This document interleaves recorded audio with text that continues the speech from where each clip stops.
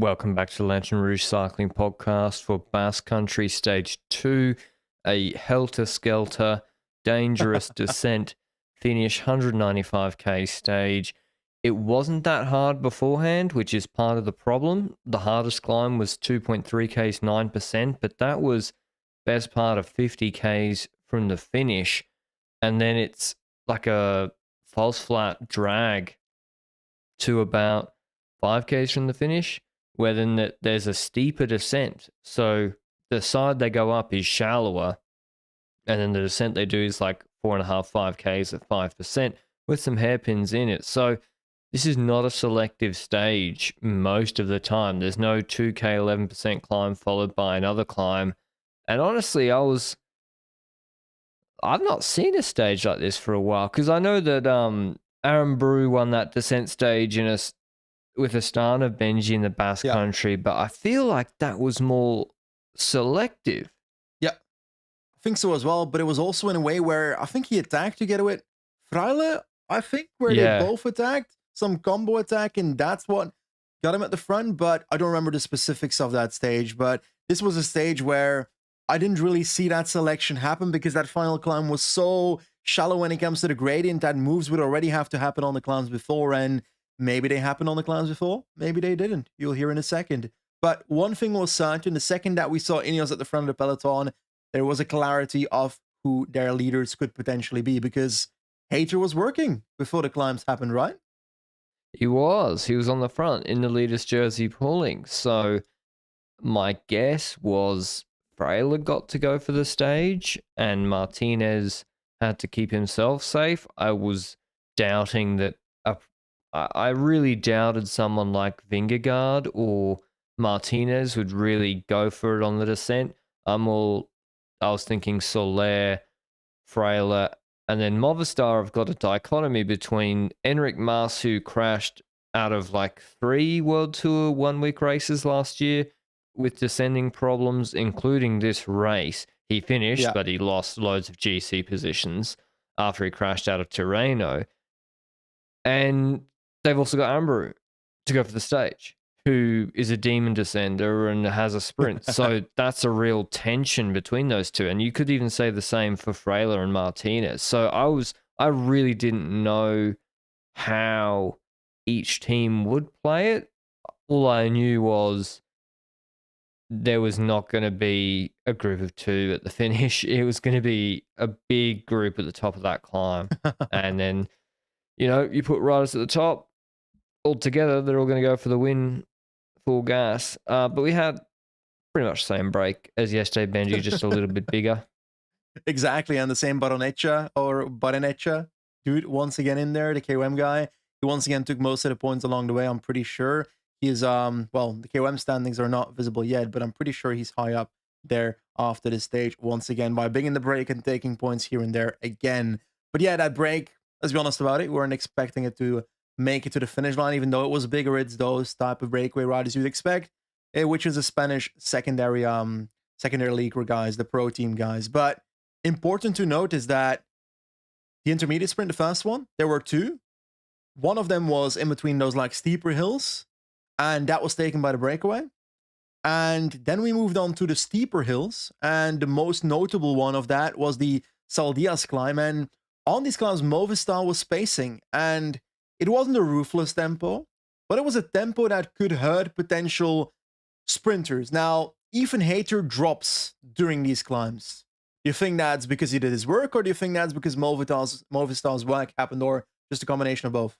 I mean, maybe he gets dropped a little bit, but physically, but there's a lot of time to come back. There was a lot of, this was not a full gas stage, and Landa attacks off that pace, but then he's riding, and great attack, love it, but he's contending with false flat uphill and descent, and he weighs like 60 kilos, and he's on his own for a lot of it, and they're holding the gap at 30 seconds. They let it go out to 45 seconds, and you can see people coming back into the group. I just think Ineos, rather than ride for Hayter today, keep Martinez safe, let Freile go for it. He's Basque. He's more comfortable descending. That made a lot more sense. So I think it was more the plan was never for Hater to be an actor in the last part of this stage, but the Lantern move was curious. And I initially thought it was for bonus seconds. Maybe he wanted a Carapaz or a Chavez to join him, or a Martinez even, because honestly, I think Ineos should have moved here. When I look at Jumbo Visma, they got nothing to help Vingegaard.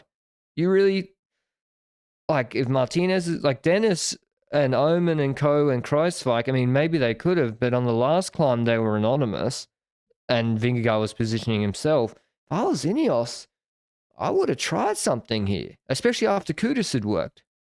Are they potentially overrating the fact that Valtteri was so strong at Tirreno and Strade and so forth and has kind of been invisible these last 2 days in this race? Because I haven't seen Valtteri as much the last 2 days, but then again, I agree that he could have done something. There's other people that did try something, which was on that steeper hill, the one before the final shallow climb, that steeper hill, the Saldias climb, and those attacks came from 2 riders that were once teammates, if I recall correctly. But the first one, Carapaz attacks with a shirt that looks exactly like Luis Aular's jersey, Aular being the Venezuelan champ and Carapaz being the Ecuadorian champ. That being said, pretty obvious that it would be Carapaz doing that move on this climb. He attacks and a Movistar Domestique kind of closes it, but the Movistar Domestique, or I don't know if it was Moz in the wheel already, or Aramburu, they don't really follow that Movistar Domestique. And it seemed like Vingegaard closed that Movistar Domestique. And I was kind of confused. Is it because Vingegaard is a bit scared of Carapaz, or was that just like I don't know, a quick response that probably was like, I don't know if I should have done that anyway. I mean, this is the most dangerous part of the stage in terms of where separation could happen because it's the steepest part. So I guess he's just staying active at the front and it's not going to, there's so much time to recover afterwards. But yeah, Carapaz, he did try on those hills and then Landa attacked to the breakaway. No, and as I said, no one went with him. And I really think Ineos with Martinez could have put a little bit of pressure on today. See, just a jab, like you don't go full and you're probably not going to get dropped on the final climb even if you do, and Landa didn't. And test out, okay, let's see if Jumbo Visma and EF can bring me back. I think EF probably would have been capable of doing so. But yeah, Landa gets the break. They let him take the intermediate sprint.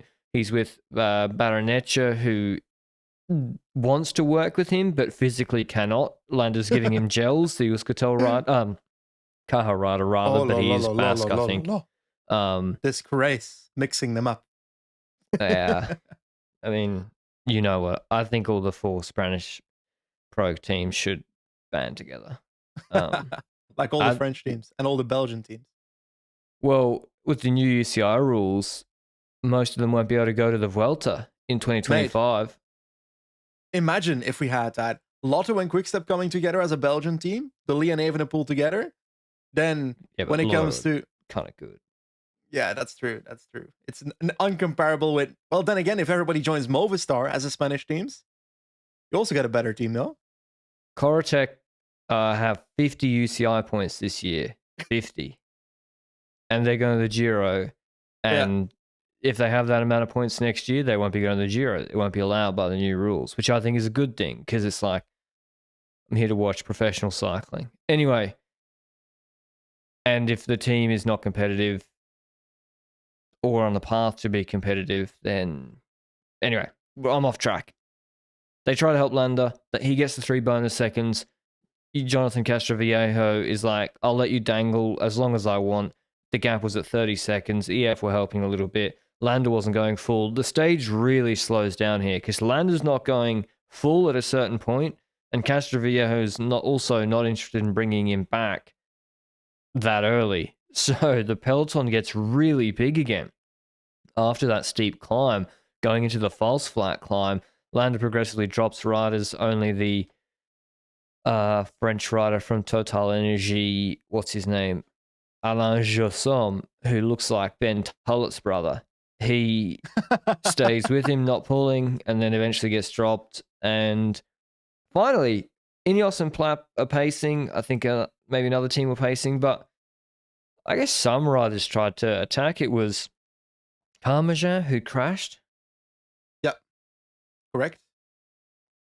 Who else Next was to it? that- Boulderstone from Caja. Balderstone from Caja. He sounds like a British name, right? Balderstone, but he's a He Spanish looks guy. I don't English know. or Scottish. Yeah, there's He's probably got something red going on hair. there. Nah, that's the defining characteristic. Oh, no. If you look at him on PCS, no, he looks Oh. English or he looks British. Okay, and I think the La Cruz bridges to those two riders as well, but they all get caught by Plap on that shallow gradient climb, and Plap's doing that for two riders in his wheel, which is Fraile and Martinez. But I'm about to spoil something already. We're getting over this hill, and in the next 12-ish kilometers to the finish line, supposedly Martinez lost 11 minutes. No, didn't lose 11 minutes. He's listed as 11 minutes lost. No, he was on Plap's bike. He was on Plap's bike. Yeah, he lost 30 seconds. Oh, okay. Good to know. I think they're going off whoever was on his bike, which is probably the car or Plap, or Yeah. I don't know. That makes a lot more sense. I wanted to get that changed it. straight before we got to the final. No, he has a mechanical. Martinez has a Okay. mechanical, Yeah. and Frailer's still got to go for the stage. Plap's just done all his work. It's the worst time to have a mechanical because it's too late in the climb for Plap to have much left to help you. Because if he has a mechanical, even with 5Ks left, 4Ks left in this climb, there would have been no problem. But, I mean, Plap gives him the Aussie national champs bike, but I don't know if it fits him, how well it fits him. He's got to navigate this technical descent. So his GC is in real jeopardy. I thought it'd be the Australian duo on this climb, but Vingegaard had to position himself. Vingegaard hitting the wind. Same with Soler. I mean, we thought with Almeida and co gone, it's like, nah, Almeida out, McNulty and Soler, those two are going to go for GC. It's brilliant stuff. I mean, whatever. But hey, Descent was coming, eh? We all know what's about to happen. Well, I'm just saying, like, Vingegaard, he was eating a lot of wind, and Movistar were moving up. There's just a sprint lead out into the descent, and your man, Aaron Broe, lights it off at the top, creating a split. Yeah, Alex Aramburu, we know he's a great descender. He was the one that launched Roglic and so forth, and Fraile and so forth, and Izagirre and Gaudu in that move in Basque Country 2021 is my guess of the year. And that he's just a great descender because every taking an extra gap on the people behind, but then on the straights he seems to be losing time compared to the group behind. So it's more that I think he's not the amazing technique guy. I think he's more the daredevil that doesn't brake as much or pedals more into corners than other people do. Do you think? I think he's a good descender. Okay. But it's a 5% descent. And so it's so it's not that steep. So he's sprinting. Like Aaron Broe, I don't know if he puts his power on Strava, I'd be interested to see it. But I think he basically left it all out on the road before the finish, trying to get away. His goal was to get a gap, and it was, I think, an Astana rider in his wheel, whether it was Stella Cruz, I'm not sure. I think it was Scaroni in his wheel, not letting him go. And if you give guys, there is still a huge peloton advantage at 5%, obviously. Now, if it was 9% super technical, I think he wins the stage.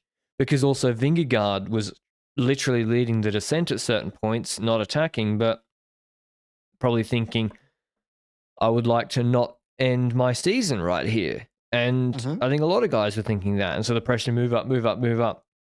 Eventually, Ambrose led the whole descent. We see a split. There's a split initially of 10, 11 guys. Lander, I think, is in. Vingegaard's in.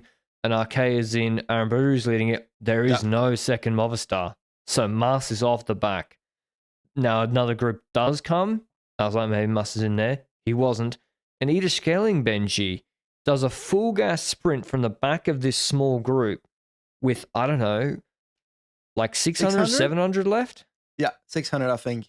Straight to 300 meters, he sprinted for those corners. And let's be honest about it. These last 300 meters, not straight. I was like, is this a final straight? No, it's not. It's like a bend to the left, bend to the right. It's not like a 90-degree corner, not really, but it's always those bends where you can't really risk passing because there's no time to pass before the next corner hits. And as a consequence, if you're in the right position at that point, which Aramburu clearly is not anymore, he's like in the shadow realm of this group. That's like a part of the group that is incompetitive. That's Aramburu at this point.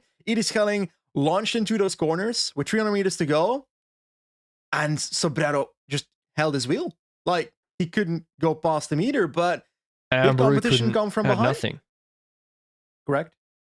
He spent his bickies on the descent. Gadu came up the inside, going for bonus seconds ahead of Aramburu. Vingegaard's backed off to the back of the group. I can't see where Freyler is. And there really, as Benji said, there wasn't a sprint. Schelling just carries his speed over the line and wins the stage. He's pumped. Ahead of Sobrero, Gadu third. He takes 4 bonus seconds. Aramburu, probably a disappointing 4th. McNulty 5th. Someone who's had descending problems in the past. Baggioli 6th. Uran's the decent descender, I think 7th. Yep. And Scaroni, Guglielmi, and Guerrero 10th. So Movistar still have, I think Guerrero's a shadow leader here. So he's still up there. Agita stayed in the group. Schelmoser stayed in the group. Carapaz, Vingegaard, Jonas Aguirre, Landa, any other GC, Simon Yates. Yeah. They all made that group, didn't lose time. As we said, Martinez loses 30 seconds. Mm-hmm. Mas, 11. Mas loses 11 seconds. And Chavez loses 11 seconds. Juanpe, 11 seconds as well. El Patron, can't forget him. Juanpe is just peaking for the Vuelta. Or the Giro. This is a preparation race for him. Like Quinton Hermans, 11 minutes. Didn't go for it then, I'm guessing. My pick for the stage.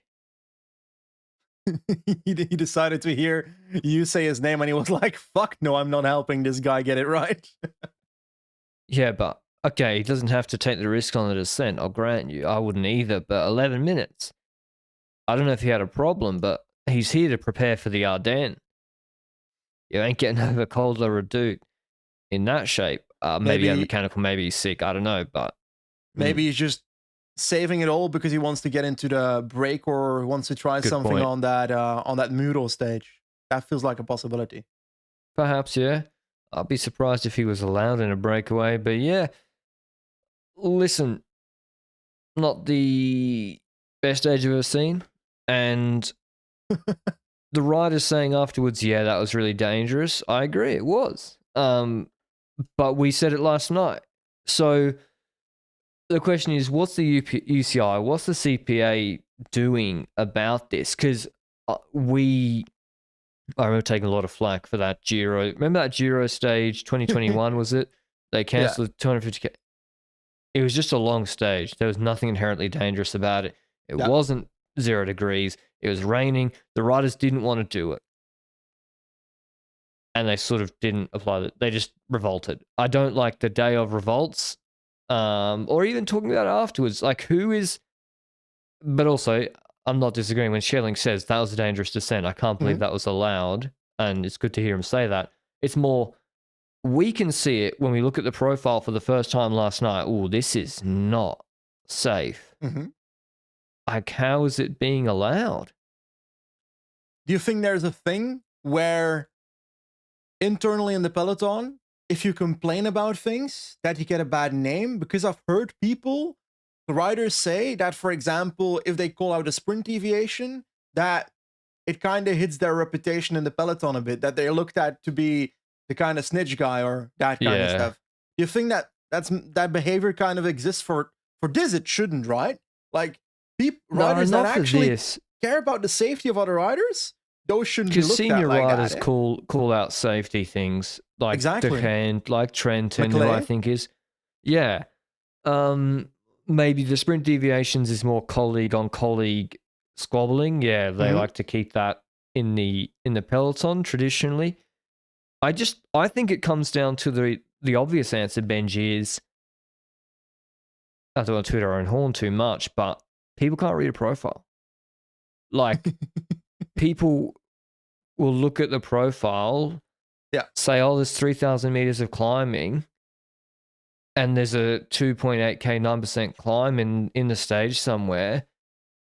It'll be a small group. Whereas we look at it and we're like, it's 50k's from the finish.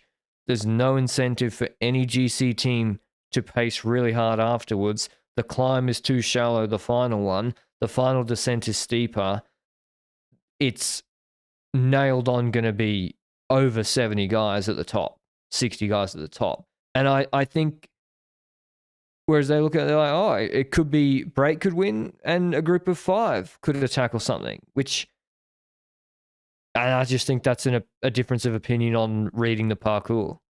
I think so as well. And maybe that is something that the safety parkour managers should kind of specialize on a bit, to know that a parkour looks dangerous just from the profile already, because we could call it if we saw this profile. But then the question that you brought up earlier is, what about the people that complain afterwards? I don't mind it too much, because I still feel like it's worthy of calling it out, even if they didn't necessarily bring it up beforehand. Because I would argue that a lot of riders are probably living day to day in some races. If you're like a domestique and so forth, you're probably living race to race. They're not reviewing the GPX files of this stage 2 weeks ago. It's more on the team then, or on the S's, to kind of be responsible on the fact of if they look at. I know, but if they look at the profiles earlier, that a light pops up, because like, you can't go to the organizer on the morning of the stage. It's unreasonable. Exactly. But on the other hand, the organizer should also, well, it's technically not on the is it on the I need to know the process. We might try. Yeah. I don't know if Rogers listens to the podcast. He's been active on Twitter about safety issues recently. I'd like to get him on. Okay. Well, open invitation to Michael Rogers. Hopefully respond soon. All right. Please, Michael, open invitation to Michael Rogers. I genuinely would like to know, and I'm sure I could read it somewhere, but I'm lazy. What's the process? The organizers of the Basque Country stage race, they agree a route with the local ayuntamientos or councils. Jesus. They get the money from them or whatever, or they have the route they want to do.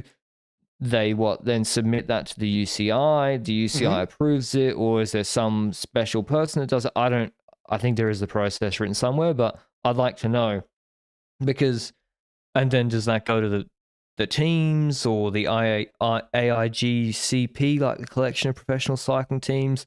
I don't know. But yeah, I'm glad I didn't see any major crashes on the climb. I think there probably were crashes. So, but about potential crashes, I don't know where this rider is. I don't see him in the results. Did you see Marc Soler finish? Because he's MIA at the moment. I hope he finished. I hope he didn't finish too far, because I would love to have Marc Soler fight for GC at the moment. But I didn't recall seeing him in the first group. I think McNulty was the first UAE guy, and I can't see him on the results page either. So I'm kind of like, where are you, Soler? I want to see you, Soler. If I had to guess, he was on Formula's bike. But possibility? That's a possibility. But I also wouldn't expect Formula to miss Group 1 in this either. So, good point. Don't know what happened to Soler. UAE tweets 5th place for Brandon McNulty on the stage 2 of Itzulia, and that's the only thing they tweeted. So we haven't seen any update on Soler's finish, and I'm extremely curious to see where the dude finished. But about people finishing, about Spanish riders as well, does Arambur's attack in the descent make sure that Maz loses time today? It doesn't help, that's for sure, and doesn't help him either. Yeah, it depends. If he gets away, it does help him, but I think Enric probably, I don't know, they didn't really have anyone else helping. I definitely think they didn't do a great job positioning him at the start of the climb. So, last side of the descent, rather. And that was key. Maybe if he's in that group, he doesn't slide back as much. But listen, I would rather Enric Mas loses 11 seconds, lives to fight another day. Last year in País Vasco, no. Yeah. Maybe it was. He crashed trying to follow Pale Bilbao in a descent last year, and he didn't really need to, and it was a huge risk, and he couldn't do it. And so I'm glad, if he backed off a bit, live to fight another day, no problem. So I wanted to tell you that Soler has crashed, and Oh, he did we crash. thank Luke, our producer, for that, who brought up a tweet by Lilian Kalmajan, who said that he crashed at the beginning of the stage, which confirms your theory that he crashed early on the stage as well, and that Soler's crash ruined his chances today. So that suggests that Soler hit the ground on the descent, which is unfortunate, and a consequence of the descent, unfortunately. All right. So maybe people do call out others in the peloton. Not sure what Karmachan's probability of victory was after being ahead, but anyway, Soler ruined his chances today. Or maybe Karmachan ruined his. I don't know. But yeah, I don't also think he meant Luke, it like that. also we gotta Luke cause some drama. picked Pogacar to win solo for our Tour of Flanders preview, but we forgot to let him put it in beforehand, so he gets no credit for that pick when Pogacar did win solo. Anyway, tomorrow's stage, Benji, hopefully a little bit more selective. I think it will be 4 difficult climbs after sort of a lumpy stage. They have, it's like a lot of 1.3 Ks to 2 Ks at 7%, and then the last 4 climbs all back to back, 1500 meters 10%, 1K 10%, 700 meters 8.8%, and then the finish is 1100 meters at 9.4%. Uphill finish. I think this will be very selective, and Danny Martinez will be out for blood after losing 30 seconds today. Ooh. He's my pick to win the stage. Really now? What is the GC situation looking like going into the stage, knowing that even Hayter dropped Edith Schelling is now in the lead? What are we looking like breakaway-wise? I kind of feel like Bora will want to try and keep Edith Schelling in the lead on this stage. Yeah, I think so. So I think the And break will and not Higuita win. could win. So if you're Bora, you've got Agreed. 2 reasons to pace. Exactly. So I believe the peloton will win.